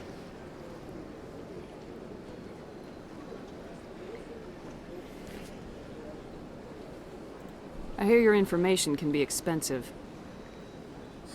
Normally, this information would cost a small fortune. But these are exceptional circumstances. So I am going to give it to you for free. Really? What's the catch? There is no catch. The Shadow Broker is quite upset with Saren right now. They used to do a lot of business until Saren turned on him. That's what happens when you deal with a traitor like Saren. No matter what you think of Saren, he's not stupid. He knows the Shadow Broker is a valuable ally. Turning on him doesn't make sense. Not unless something huge was at stake. I don't know the details, but the Shadow Broker hired a freelancer to deal with it. A Krogan mercenary. Rex. That's not much to go on. I just told you that the most famous Spectre in the galaxy betrayed the Shadow Broker. Quite a bargain, considering the price. Speak with the Krogan if you want to learn more. I heard he was paying a visit to Citadel security. If you hurry, you might catch him before he leaves the Academy. Isn't it strange that a Krogan would want to speak with C-Sec? Very. However, I doubt the visit was entirely his choice. You'll need to speak with him if you want to know more. Alright, we already asked. Let's ask about the Shadow Brokers, since that's now open. Tell me more about the Shadow Broker. Most people think I deal in finances, but my real currency is knowledge. I trade information, and it has made me very wealthy. Information can make you wealthy. The Shadow Broker is the true master. Every day he buys and sells secrets that could topple governments, always giving them to the highest bidder. Yet somehow he never seems to upset the natural balance of power. All those secrets being passed around seem to even out. Nobody ends up with an advantage in the end. Any guess what his identity might be? I don't know. Nobody does. The Shadow Broker could be any race, any gender. I have a theory that it's actually an entire group working under one identity. How else could they juggle so many contacts at the same time? How else could they keep all that information from getting crossed? But they've got the perfect setup. Every government is forced to play their game so they don't get behind. But no matter how long you play, no matter how many secrets you buy, you can never win. I thought you'd know more about the man you work for. From time to time, I come across information I sell to the Shadow Broker. That's my only involvement. I like it that way. The more you know, the more dangerous the game becomes. I don't like danger, Commander. I'll leave that to you. I should go. Goodbye, Commander. Alright, so we got a codex. We've got a journal. Rex. Rex, the Krogan bounty hunter, is being questioned at C-Sec Academy. You can meet him there if you want to speak with him. We'll first go to the boards. We'll go to Cora's Den, talk to Harkin. Harkin will tell us where Garrus is. We go pick up Garrus, then we go pick up Rex, and we'll see where we go from there. Okay, the Codex primary. The Elcor are the Krogan evolved in a hostile and vicious environment. Until the invention of gunpowder weapons, eaten by predators was still the #1 cause of Krogan fatalities. Afterwards, it was death by gunshot. Yeah. When the Solarians discovered them, the Krogan were a brutal, primitive species, struggling to survive a self-inflicted nuclear winter. The Solarians culturally uplifted them, teaching them to use and build modern technology, so they could serve as soldiers in the Rachni War. Liberated from the harsh conditions of their homeworld, the quick-breeding Krogan experienced an unprecedented population explosion. They began to colonize nearby worlds. Even though these worlds were already inhabited, the Krogan rebellions lasted nearly a century, only ending when the Turians unleashed the Genophage, a Solarian-developed bioweapon that crushed all Krogan resistance. The Genophage makes only 1 in 1,000 pregnancies viable, and today the Krogan are a slowly dying breed. Understandably, the Krogan harbor a grudge against all other species, especially the Turians. Yeah, I can see why they'll be pissed off. Since they're killing their kids. Why is it saying... Is it something on their assignments? Okay, there we go. Now it's not flashing anymore. Alright, so first let's go to the wards. What was she running for? Huh. Never seen that happen before. Alright. I'm gonna go up this way here.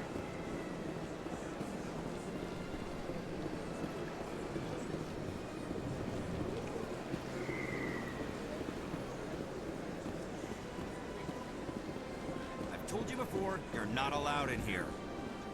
This one believes it has the right to move freely through this area. You're creating a public disturbance.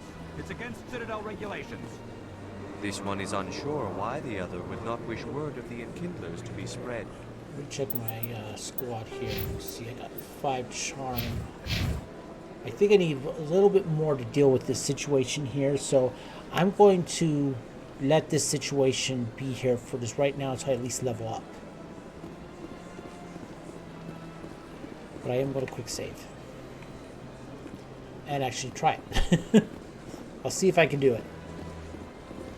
That Hanar refuses to listen to reason. Why can't it act in an orderly and lawful manner?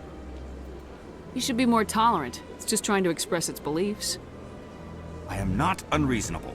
The Hanar is free to spew its nonsense once it purchases an evangelical permit.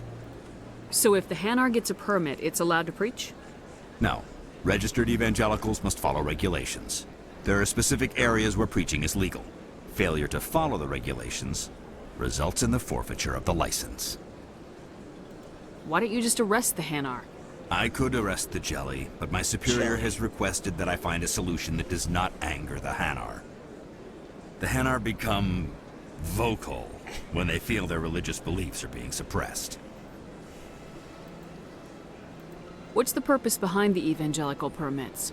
Forcing religious evangelicals to register for a permit weeds out undesirables. It keeps the area safe. The Citadel is too important to become a battleground for a religious war. If you'd like, I could talk to the Hanar for you. I have argued with the stubborn jelly all afternoon. You are certainly welcome to try. So quit calling him a jelly. That's, I think, considered racist. Do you desire to learn of the Enkindlers? Or has the Honorable CSEC officer enlisted assistance? Oh yeah, I can say things like this. Is this really how you want to represent the Enkindlers? The truth of the Enkindlers must be made known. They gave the Hanar language, and gave the universe the mass relays. This one only wishes to spread the truth to any who will listen. There is no intent to cause trouble. Ah, I can do it. So this is unworthy of you. Is this how the Enkindlers would want you to use this gift of consciousness? The Enkindlers would wish for their message to be spread to all sentient races. The Enkindlers wouldn't wish their message to be spread by breaking society's laws. Exactly. This one hears wisdom. Perhaps enthusiasm has clouded judgment in this matter. This one departs now, and will not intrude upon the Presidium again. Okay, got Paragon out of that. I see the Hanar is left. Thank you. Happy to help. Here, for your assistance in this matter. Money. Now, if you'll excuse me, I should report to my superiors. Got 122 credits out of that, and 10 Omnigel. No, we got experience, but we got 10 Omnigel out of it. We got 122 experience. We didn't get any money, though. I'd rather have money. I guess I should just be happy that I got something. So that's our first side mission that we finished our first side mission. The Presidium Prophet. Okay, so how close are we to leveling up here? Seems forever. We're more than halfway there. We're about 3/4. We'll scan this keeper. Oh, that's right. Let's take a quick scroll around the Presidium here and scan all the keepers. There's one right over here.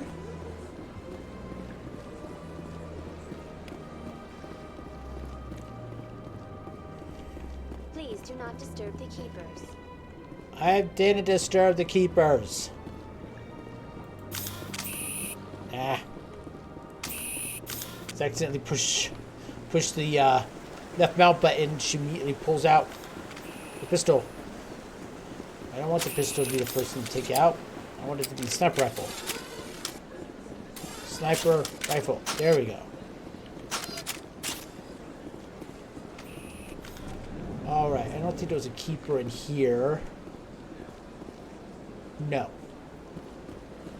I do know there's one in the back room here, though.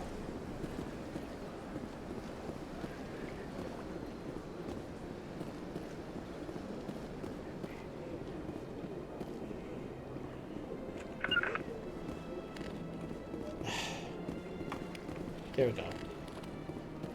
Scanned. You know, there's one over. There's a few more this way here. There's this guy here. Scanned.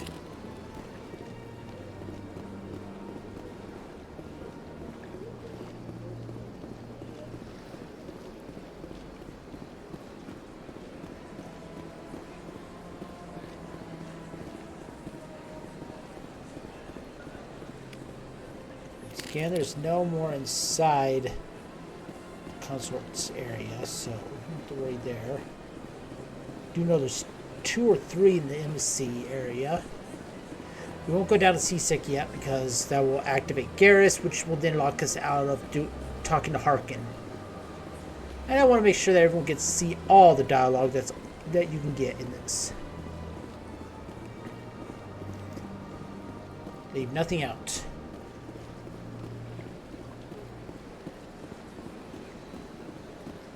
It might mean I want to do a full playthrough. I want to do a full playthrough, that's for sure.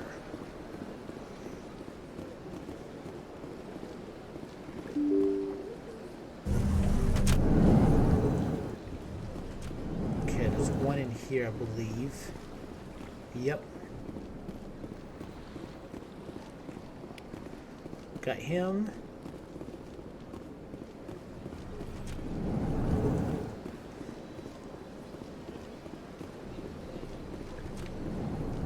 There's one in here. No. Does he have anything else Shepard, to say? what can I do for you now? Tell me about your investigation into Saren. Sorry, Commander. No, he just says the I same don't make thing. a habit of giving out details about ongoing Yeah, it's about Garrus, though. investigations. Then can you tell me what you know about Garrus? Garrus Vakarian? Good officer, very good in fact. But he needs to learn some patience. You That's think just an your officer forehead. of the law would be a bit more mindful of rules and regulations. Was there anything else? I'll be going now. Goodbye, Commander.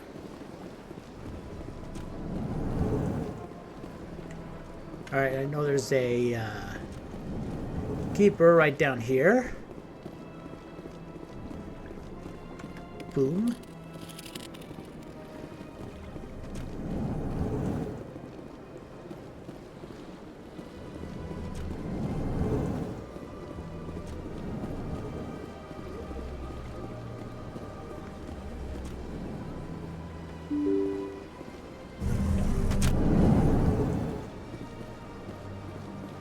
Drop down the stairs.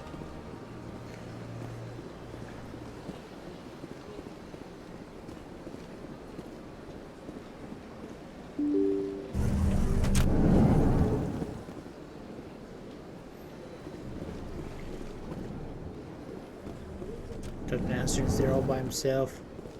There's these guys here. There's one of the keepers here. I think that's it on the Presidium. I could be wrong,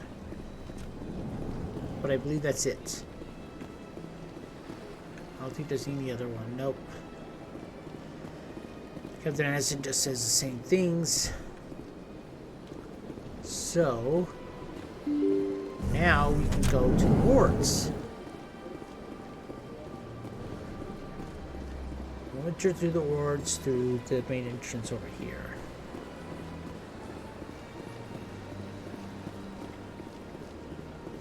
Trot.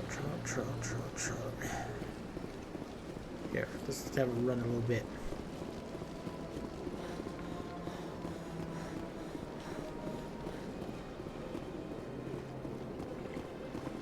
Come on, Shepard, you're military personnel. You should be able to run a lot longer than this.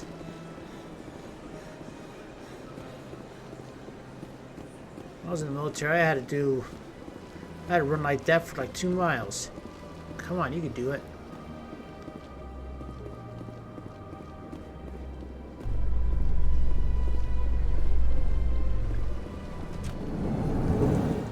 Alright, let's head on down. So, Williams, you happy you signed on with Commander Shepard? I'm not sure, Lieutenant. Every time I think I have a handle on things, the universe banks hard to port. Well, don't let anybody know. A big gun and a confident attitude will get you through a lot in life.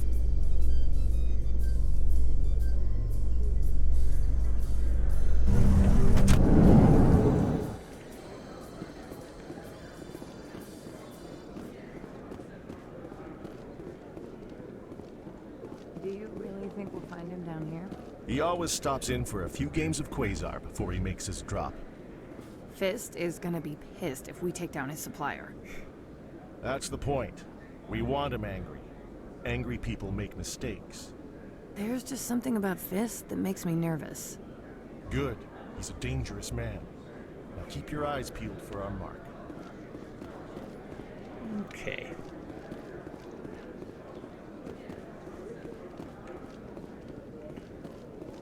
Oh, was there a keeper? Was there a keeper?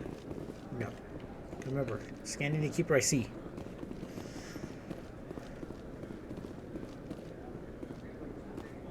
There's one in here though. Yep. Boom.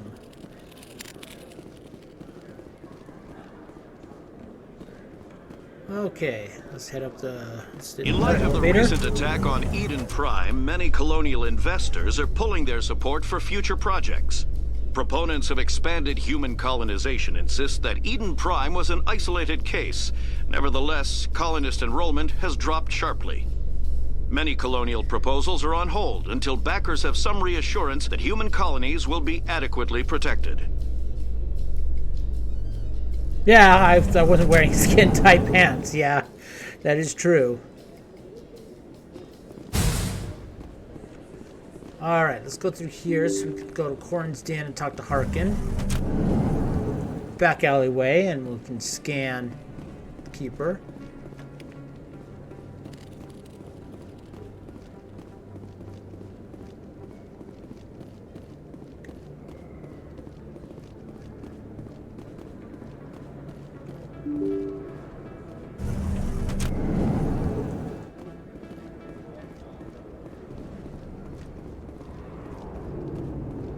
That's her. Oh.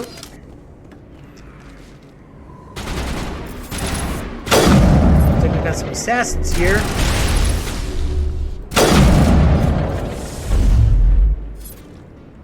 Those were Saren's men. All clear, Commander. Alright. So Saren's trying to silence us. Oh, I didn't have much luck. I'm actually going to do something. I'm probably going to regret this, but I am moving this into hardcore. I think this is just getting really too easy right now. I'm probably going to regret that later. And I might move it back down. Toxic seals is what we got from attacking them. Let's see what does those do. Toxic seals, specially sealed body armor, provides increased protection against radiation gases and hosts of other toxin. Right now I got a stimulant pack, I'm going to keep that, but I think, see, Ashley, she has the shock absorbers, Caden also has shock absorbers, so I'll just keep those.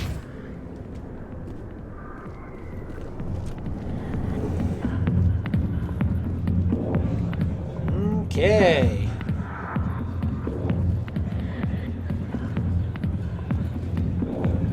Why is it just focusing on Ashley? I want to talk to Caden.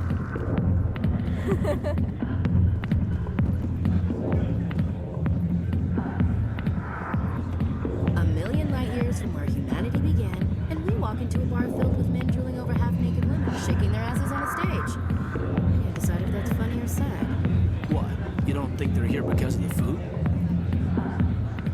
Alright, hey, why I can't talk to Caden? Normally he says something about this area and I can't talk to him. Just Ashley. Strange.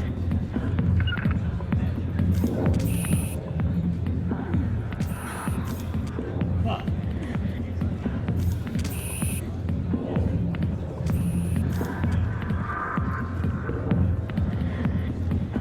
And there'll be a remark that you'll talk about how this place seems interesting, and then Ashley will say, hey, how about you put your tongue back into your mouth?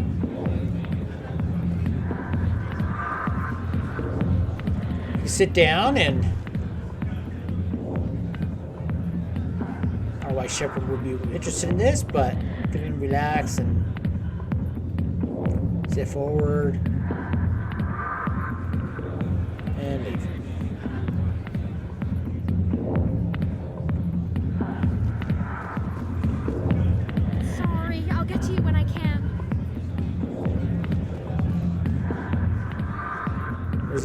There's sorry and female women here, female humans, female sorry, well, sorry and female. I got business here, but not with you. Okay, sorry. Ah, here's General Septus, the guy we had to talk to for the consort. Commander, what do you want? What's bothering you, General? I've seen a lot of horrible things in my days, and there's only one woman in this damn galaxy that helps me forget it. So if you feel that way, then why spread lies about her? Because she rejected me! Me! Septimus Oraka, General of the Turian Fleet! think I can see why you're upset, but spreading these lies won't make it better. Look, kid, I appreciate what you're trying to do, but don't waste your time. Come on. General, did you ever win a battle by moping in a bar? Ha, war. That's what this feels like, all right. How did I let it come to this? So you think it's that easy? Just straighten up and act like a general? I don't think it could hurt. Huh. Maybe you're right, Commander. Sha'ira's worth the effort. Even if she won't have me back. This is no place for someone of your stature, General. All right. I'll go to her. After I've had a cold shower or two.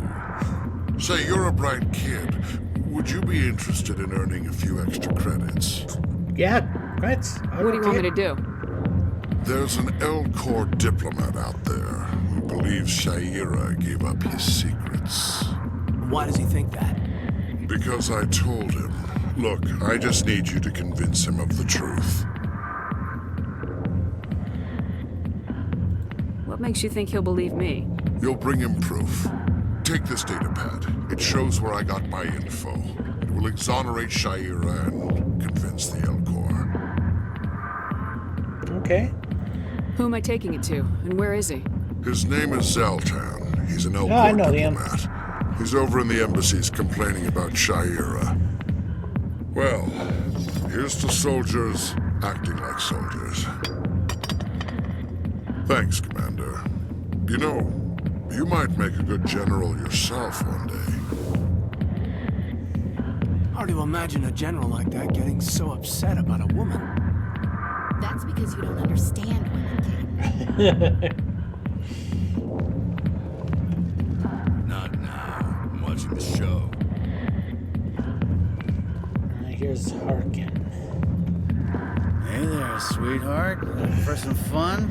'Cause I gotta say, that soldier get-up looks real good on that body of yours. Why don't you sit your sweet little ass down beside old Harkin? Have a drink. See where this goes. Can I slap him? Maybe later. Suit yourself, princess. You know, if more Marines looked like you, I might have joined the Alliance instead of CSEC.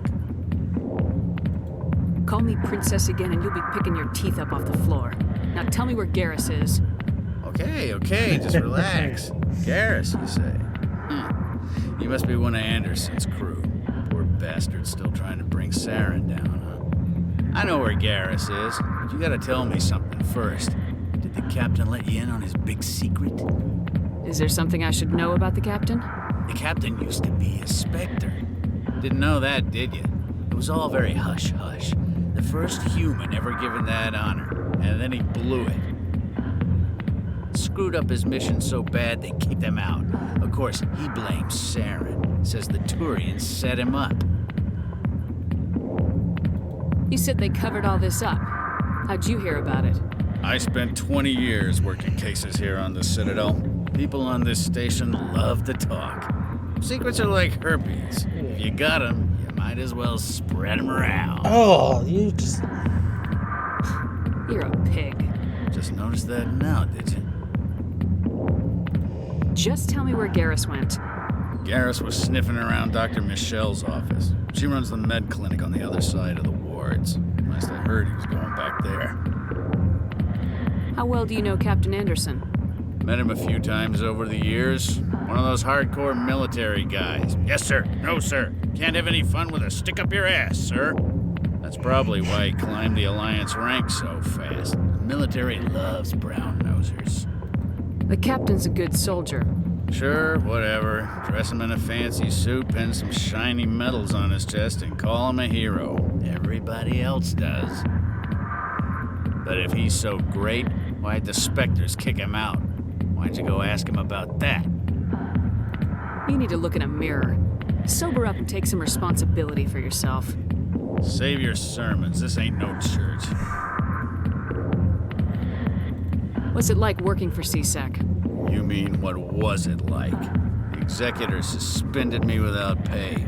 Recurring violations. Good. CSEC was keeping a file on me. Can you believe that? Every mistake I ever made went into the books. Get a little rough with a suspect, note in the file. Have a couple of drinks on duty, note in the file. Skim a couple of credits off a drug bust, note in the file. It's a goddamn witch hunt. You get off easy if you ask me. What the hell do you know? Working for C-Sec isn't like being a Marine. People get pissed off if we shoot somebody. Investigations, inquiries, rules, regulations. We're there for a reason. Every day I plowed through enough red tape to choke a rhino. That's how you gotta be to do this job. So don't talk to me about right and wrong. You soldiers got it easy. This guy, he hates this. What do you know about Harkins is Garrus? terrible. Damn hothead is what he is. Still figures he can save the world. Always bucking heads with the Executor. He'll pay for it soon enough. The Executor loves to put us lowly field agents in our place. Just look what happened to me. I'm out of here. Yeah, good. Go. Let me drink in peace.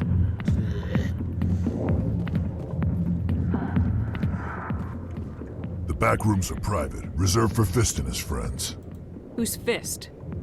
He owns this club, but the customers have to stay out front. Okay, Goodbye. Okay. Enjoy the club.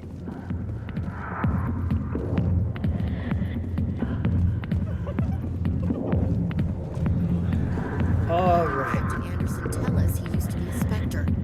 Maybe it's not true. Harkin's an ass. Bet he's just messing with our heads. You're probably right. Still, I'd like to hear what the captain has to say about all this. Okay, well, I think this would be a good point for me to stop for the day. Got about a little over 2 hours in, give or take, with the when I'm having to do laundry. So we'll do a new save. All right. Thank you for joining me on this stream here. You know, I only have one person, Pam, but still, thank you for sticking around with me for this. Saturday, I'm going to be doing Diablo 2, which I said before I was wanting to do today, but they shut down the servers because of issues. And I should have known better. Blizzard is known for their issues with new games. So I will be doing Diablo 2 on Saturday. Sunday, I'll probably be doing Just Cause 3. And I'll just keep rotating the games one after the other, depending on how the viewership is. Just Cause 3, I don't get many viewers on it, so I might put that more on the back burner of my games. This Mass Effect and Doom are my two big ones that are being watched a lot on both Twitch and YouTube. So I will probably be rotating this game and Doom a lot more, but Diablo 2 might also be big because of it's a new game. But those are the 4 games I'm going to be playing. I'll be rotating them around, see how people like them. Even if I don't get a lot of viewership in Just Cause 3, I will finish the game. It might just take a lot longer than normal if I put it on the back burner and play like once every few weeks or so. But anyway, I will see you all later. You have a great rest of your Thursday night, and I will see you Saturday afternoon after I get back from groceries, probably around 10 o'clock a.m. Mountain Time, and I'll be doing some Diablo 2. So I'll see you all then. Have a great night. Bye.